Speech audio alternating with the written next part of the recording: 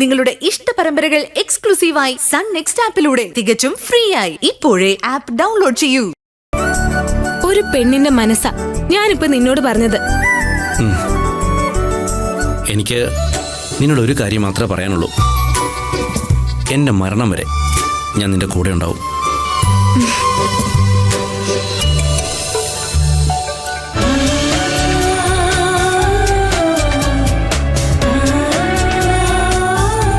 ഒരിക്കലും ഞാൻ ഈ കൈവിടില്ല.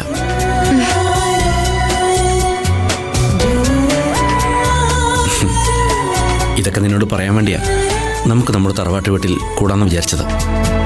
പക്ഷെ ഒന്നും നടന്നില്ല. അവിടെ എന്തൊക്കെയാ സംഭവിച്ചത്? ആരാ അവരൊക്കെ? എനിക്കതിനെക്കുറിച്ച് ഒരു ഐഡിയ ഇല്ല. ആളെ പേടിച്ച് എവിടെയെങ്കിലും ഒറ്റയ്ക്ക് ഇരിക്കാന്ന് കരുതി അവിടേക്ക് പോയപ്പോൾ അവിടെ ക്രിക്കറ്റ് കളിക്കാനുള്ള ആളുണ്ട്. ഞാനൊക്കെ പേടിച്ചുപോയി. ഇവരെല്ലാവരും കൂടി ഒരുമിച്ച് എന്തിനാ അങ്ങോട്ട് വന്നത്? അതാ എനിക്ക് മനസ്സിലാകാത്തത്. മരുവത്തൂരിൽ എന്തൊക്കെയോ നടക്കുന്നുണ്ട്. അല്ല, ആ ഗുണ്ടകൾ എന്തിനാ ദർശനം അടിച്ചത്? ഒരുപക്ഷെ ഗുണ്ടകൾ അവിടെ ഉണ്ടെന്ന് കരുതിയായിരിക്കും ഏട്ടത്തി അവിടെ വന്നത്. അല്ല, അതിന്റെ പിന്നാലെ നിന്റെ അമ്മ എന്തിനാ അങ്ങോട്ട് വന്നത്? ഇനി അവരാണോ ആ ഗുണ്ടകളെ അങ്ങോട്ട് അയച്ചത്? എനിക്കിതെല്ലാം കൂടി ആലോചിച്ചിട്ട് ഒരെത്തും പിടിയും കിട്ടുന്നില്ല. ഇനി ഞാൻ അറിയാതെ അമ്മയും അച്ഛനും കൂടി മറ്റെന്തെങ്കിലും പ്ലാൻ ചെയ്തിട്ടുണ്ടോ? നിന്റെ അമ്മയും ദർശനേട്ടത്തിയും നമ്മളെ തിരക്കാണ് വന്നതെങ്കിൽ മരുവത്തൂരിൽ അത് വലിയൊരു പ്രശ്നമായിട്ട് മാറും. പണ്ടത്തെ പോലെ ഇനി അച്ഛൻ ഏതെങ്കിലും ഗുണ്ടകളെ ഇറക്കുമതി ചെയ്തതാണോ?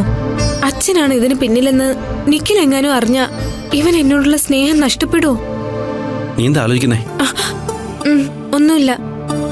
അവിടെ നടന്ന സംഭവത്തെ കുറിച്ച് പെട്ടെന്ന് ഓർത്തുപോയി. നീ അതൊക്കെ വിട്ടുകളാ, നമുക്കതൊക്കെ മറക്കാം. ഇവിടെ അപ്പുറത്തൊരു സ്ഥലമുണ്ട്, നമുക്ക് അവിടെ വരുന്ന പോയിട്ട് വരാം. ഏത് സ്ഥലം? ചെറിയൊരു കോവിലാണ്. കോവിലെന്ന് പറഞ്ഞാൽ അവിടെ ക്ഷേത്രമൊന്നുമില്ല, ഒരു ചെറിയ ആൽമരവും ഒരു സർപ്പക്കാവും മാത്രം. ഞാനിടയ്ക്ക് അവിടെ പോയി പ്രാർത്ഥിക്കാറുണ്ട്.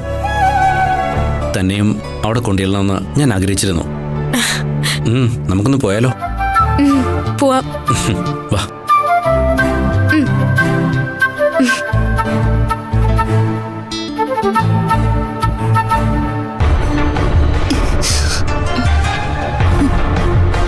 പതുക്കെ.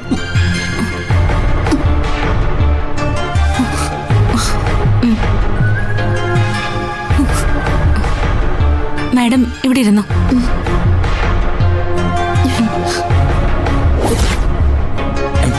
എന്താ എന്താ ദർശന, എന്തുപറ്റി? ഗിരിജയ്ക്ക് ഏതാണ്ടോ നല്ലതുപോലെ കിട്ടിയിട്ടുണ്ട്. അല്ല, അതിനിടയിൽ ഇവര് തമ്മിൽ അങ്ങനെ ഒന്നിച്ചു. വീണേ, കുടിക്കാൻ കുറച്ച് വെള്ളം എടുത്തുണ്ടോ? ദർശനെ, ആന്റിക്ക് എന്താ പറ്റിയത്? തറവാട്ടിൽ എന്തെങ്കിലും കുഴപ്പമുണ്ടായോ? അവിടെ മൊത്തം ഗുണ്ടകളാ. ഗുണ്ടകൾ. ഗുണ്ടകളോ? അവരെങ്ങനെ തറവാട്ടി വരും? അറിയില്ല രൂപേഷേട്ടാ. തറവാട്ടില് ആളനൊക്കെ ഉണ്ടെന്ന് കരുണനങ്ങൾ വിളിച്ചു പറഞ്ഞിരുന്നു. അതുകൊണ്ടാ ഞാൻ അങ്ങോട്ട് പോയത്. എന്നിട്ട്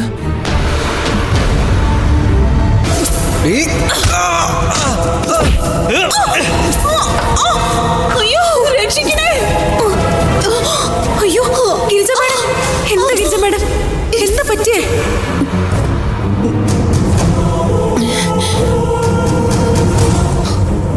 ഗുണ്ടകള് മാത്രമല്ല, പിന്നെ അവിടെ പ്രേതങ്ങളുണ്ട്. ഓ പിന്നെ കൊലിസിന്റെ കിലുക്കം ഞാൻ കേട്ടതാ. ഓ പിന്നെ പകല് പ്രേതം കൊലുസൂട്ടുണ്ടെങ്കിൽ ഇറങ്ങി നടക്കല്ലേ? അത് ഇരുമ്പിന്റെ എന്തെങ്കിലും പഴയ സാധനം കുലുങ്ങിയതായിരിക്കും. അല്ല, ഗിരിജ എന്തിനാ അവിടെ പോയത്? സാധാരണ അവിടെ പോവാറില്ലല്ലോ. പിന്നെ ഇന്ന് മാത്രം എന്ത് പറ്റി പോവാൻ? ഗുണ്ടകൾ അവിടെ ഉണ്ടെന്ന് മുന്നറിയിപ്പ് കിട്ടിയിരുന്നോ? കുറച്ചു നാളായിട്ട് അത് അടച്ചിട്ടിരിക്കല്ലേ. ഓണമല്ലേ വരാൻ പോകുന്നേ. എല്ലാം ഒന്ന് അടിച്ചു വാരി വൃത്തിയാക്കാന്ന് കരുതി പോയതാ. അതിന് എതിയേട്ടൻ ജോലിക്കാരെ വെച്ച് കഴിഞ്ഞ ദിവസം ശരിയാക്കിയതാണല്ലോ. ഈ ജോലിക്കാരൊക്കെ ശരിയാക്കിയ എന്ത് ശരിയാവാനാ? നല്ലതുപോലെ വൃത്തിയാകണമെങ്കിൽ നമ്മൾ തന്നെ പോയി ശരിയാക്കണം. പക്ഷേ ഇനി ഞാൻ എന്തായാലും അങ്ങോട്ട് പോവില്ല. പ്രേതത്തിന്റെ പാദസരം കിടുങ്ങുന്നത് അത് ഞാൻ കേട്ടു. ഈശ്വര, സ്വാതിയുടെ പാദസ്വരത്തിന്റെ കിലുക്കുമായിരിക്കും ഗിരിജാന്റെ കേട്ടത്. ഇനിയും ആരെങ്കിലും ഇവിടെ നിന്ന് പരിശോധിക്കാൻ വേണ്ടി അങ്ങോട്ട് പോയാൽ മിക്കവാറും അവളെ കണ്ടുപിടിക്കും. അവളെ അവിടെ നിന്ന് മാറ്റിയേ പറ്റൂ. അവിടെ എന്തൊക്കെയാ നടന്നത്? എനിക്കെന്താ സംഭവിച്ചെന്ന് ഓർമ്മയില്ല. പക്ഷേ ദർശനം വന്ന് പിടിച്ച് എഴുന്നേൽപ്പിക്കുമ്പോഴാ എനിക്ക് ഓർമ്മ വന്നത്. എന്തിനാ ദർശനെ നീ ഗുണ്ടകളായിട്ട് പിന്നെ വഴക്കിടാൻ പോയത്? നമ്മുടെ തറവാട്ട് വീട്ടിൽ ആരെങ്കിലും കയറി താമസമാക്കിയ അത് നമ്മൾ അറിയണ്ടേ രൂപേഷേട്ടാ? നാളെ അവിടെ എന്തെങ്കിലും ഒരു കൊലപാതകം വല്ലതും നടന്ന അതിന്റെ ഉത്തരവാദിത്തത്തിൽ നിന്നും നമുക്ക് മാറി നിൽക്കാൻ കഴിയുമോ? പണ്ട് അവിടെ എന്തൊക്കെയോ ദുർശക്തികൾ ഉണ്ടെന്ന് പറഞ്ഞു കേട്ടിട്ടുണ്ട്. ആര് പറഞ്ഞു? അത് പിന്നെ പണ്ടുള്ളവര് പറഞ്ഞിട്ട് കാര്യം ഞാൻ പറഞ്ഞു. പണ്ടുള്ളവർ അങ്ങനെ പലതും പറഞ്ഞിരിക്കും. എന്ന് വെച്ച് ഇപ്പോഴവിടെ പ്രേതം ഉണ്ടെന്നൊന്നും ഞാൻ വിശ്വസിക്കുന്നില്ല. അതൊന്നും പറയാൻ പറ്റില്ല രൂപേഷേട്ടാ. നെഗറ്റീവ് എനർജി എന്തായാലും കാണും. നെഗറ്റീവ് എനർജിയോ? പക്ഷേ ഞാൻ കേട്ട കൊലുസിന്റെ ശബ്ദം അത് വല്ല ചീവീടും ചലച്ചതായിരിക്കും. എന്തായാലും ഞാൻ അവിടെ പോയി വീട് തുറന്ന് പരിശോധിക്കാം. ഈശ്വര, പെട്ടു. ആ സ്വാതിയോട് കൊലുസ് വിട്ടോണ്ട് അവിടെ നിന്ന് നടക്കരുതെന്ന് ഞാൻ പറഞ്ഞതാ. കേൾക്കണ്ടേ? അവളെ ഞാനിനി എങ്ങനെ അവിടെ നിന്ന് രക്ഷപ്പെടുത്തി എടുക്കും? ഇപ്പൊ തന്നെ അങ്ങോട്ടൊന്ന് പോയാലോ? ജ്യൂസ് വല്ലതും വേണോ? ദർശനെ നിനക്ക് കുഴപ്പമൊന്നുമില്ലല്ലോ? ഏയ്, എനിക്ക് കുഴപ്പമൊന്നുമില്ല.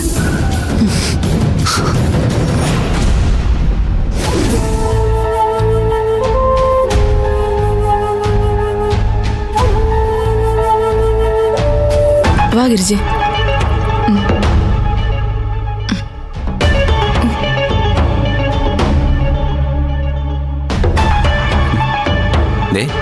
ഗിരിജാനിക്ക് നല്ലതുപോലെ കിട്ടിയിട്ടുണ്ട്. ആ ഗുണ്ടകളെ ആരാ അവിടെ കൊണ്ട് താമസിപ്പിച്ചത്? പവിത്രൻ സാർ ആയിരിക്കോ? അതറിയാതെയാണോ ഗിരിജ മാഡം അവിടെ വന്ന് കയറിയത്? തനിക്കൊന്ന് രജിസ്റ്ററാ.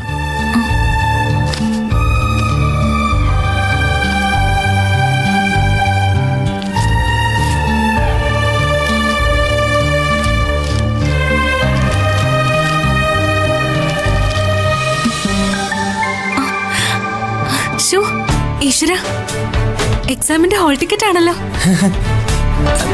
ഇപ്പൊ സന്തോഷായോ?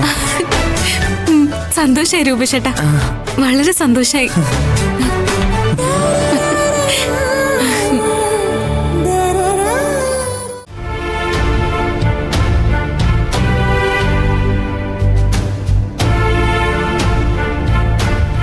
ആ കുട്ടിക്ക് സന്താന വൈകല്യ യോഗമാണുള്ളത്. 5-ൽ ചൊവ്വ ദുർബലനാണ്. അഥവാ കുട്ടികൾ ഉണ്ടായാൽ തന്നെ അല്പകാലം കൊണ്ട് മരണം സംഭവിക്കാം. എന്തൊക്കെ ആഗ്രഹിച്ചു, ഒന്നും നടക്കില്ലല്ലോ ഈശ്വര. ഇങ്ങനൊരു വിധിയാണോ നീ മറുവത്തൂർ വീടിന് കാത്തു വെച്ചിരിക്കുന്നത്? എന്റെ മകന് ജനിക്കുന്ന ഒരു കുഞ്ഞിനെ ലാളിക്കാൻ ഞാൻ എന്തുമാത്രം കൊതിച്ചു. എല്ലാം വെറുതെയായി. ഒന്നുകിൽ മക്കളില്ലാത്ത ദുഃഖം, അല്ലെങ്കിൽ ജനിക്കുന്ന കുഞ്ഞ് നഷ്ടപ്പെടുന്ന ദുഃഖം. രണ്ടിലേതെങ്കിലും ഒന്ന് അനുഭവിക്കണമെന്ന് ദൈവവിധിയാണ്. ഇതിനി എന്ത് പരിഹാരം ചെയ്യാൻ സാധിക്കും? മരുവത്തൂർ വീട് അനന്തരാവകാശം ഇല്ലാതായി പോവല്ലോ. ഈശ്വര, മറ്റാരൊക്കെ ഉണ്ടെങ്കിലും അതൊന്നും എന്റെ മകന് ജനിക്കുന്ന കുഞ്ഞിന് പകരമാകില്ലല്ലോ.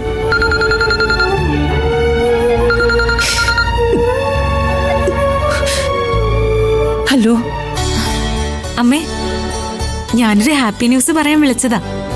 എന്താ മോളെ? മെയിൻ എക്സാമിന്റെ ഡേറ്റ് വന്നു. അടുത്ത ആഴ്ചയാണ്. അമ്മ എന്തൊന്നും മിണ്ടാത്തെ? ഇത് കേട്ടിട്ട് അമ്മയ്ക്ക് ഒരു സന്തോഷമില്ലേ? പിന്നെ സന്തോഷമില്ലാതെ അമ്മയ്ക്കല്ലേ ഇപ്പൊ കൂടുതൽ സന്തോഷം. അതെനിക്കറിയാം.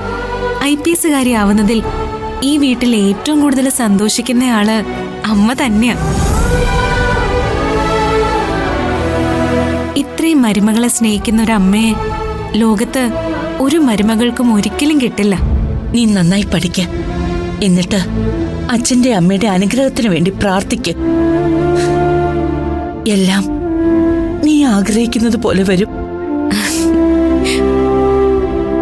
നിന്നേക്കാൾ കൂടുതൽ ഇപ്പോ അത് രൂപേഷാണ് ആഗ്രഹിക്കുന്നത്. രൂപേഷ് ചേട്ടന്റെ ആഗ്രഹം ഇപ്പൊ അതൊന്നും അല്ല. പിന്നെ ആ, അത് പറഞ്ഞ അമ്മ എന്നെ കളിയാക്കരുത്.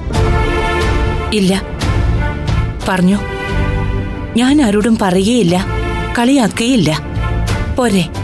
അതെ അമ്മേ, ഈ രൂപേഷ് ചേട്ടൻ പറയുവാ ഞങ്ങക്ക് 5 കുട്ടികൾ വേണമെന്ന്.